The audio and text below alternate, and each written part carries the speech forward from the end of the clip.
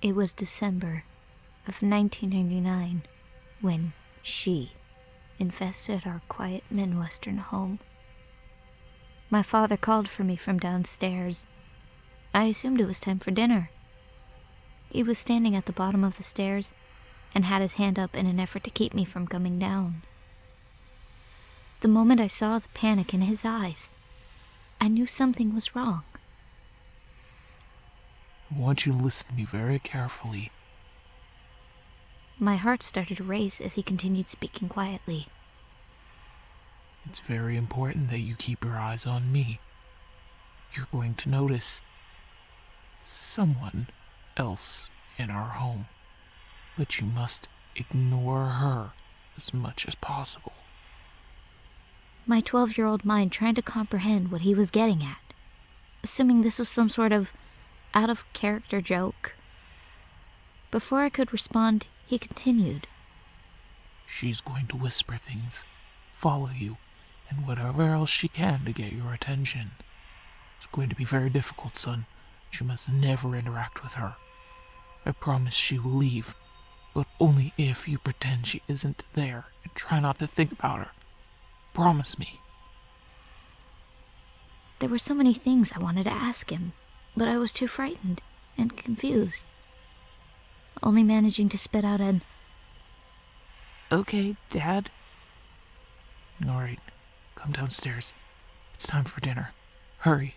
I've made her stronger just by telling you, but I had to. I couldn't risk you looking at her by mistake. Trust me. Now stay focused. I did as I was told and slowly crept down the stairs, keeping my eyes glued to my father's as he backpedaled into the kitchen. I felt the temperature drop significantly as I reached the first floor.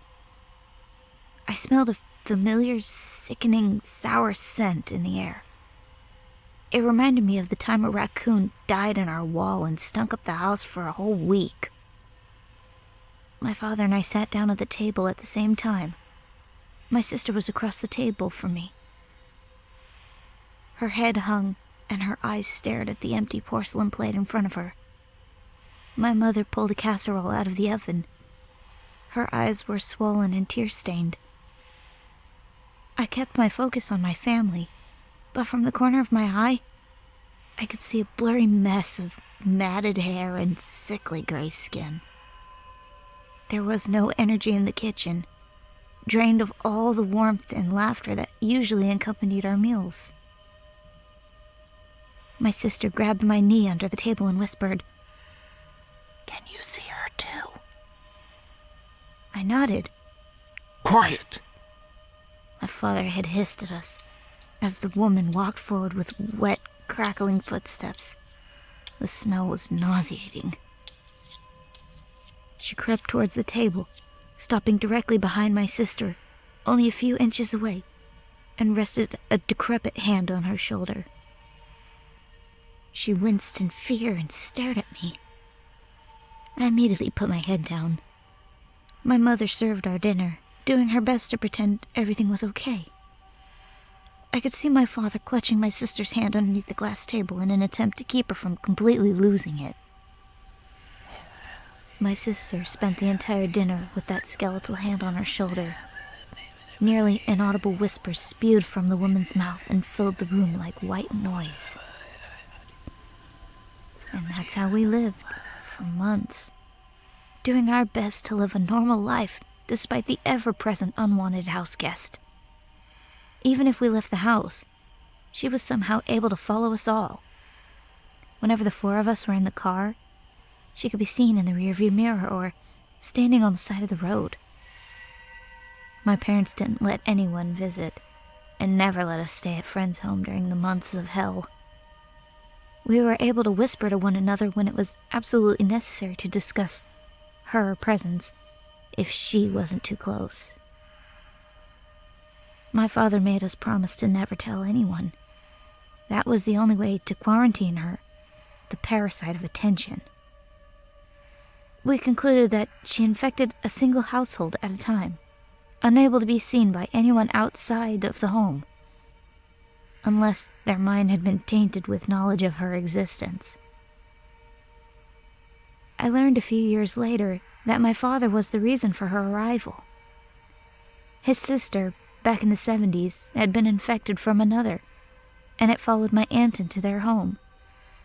In 1999, for whatever reason, my father struggled to keep the thought of her at bay. And in turn, he brought her back into his life, and ours. We kept the promise of keeping her a secret from others. It was the hardest thing we've ever done. All of us tried leaving the house as a group, and she followed. We couldn't bear to break our family apart. It was hardest for my mother, who was stuck alone with her while we were at school and my father was at work. Everything changed the day my mother broke. It was a snowy February night. We had finished dinner, and my mother decided to go to bed early. She was sitting on the bed, making herself impossible to ignore. My mother couldn't take it. I heard her screaming from the bedroom, demanding that she leave us alone. My father sprinted upstairs to try and stop her. That was the last I ever saw of my mother. A pool of blood on the white carpet was all that remained. The woman was still there, but my mother was gone.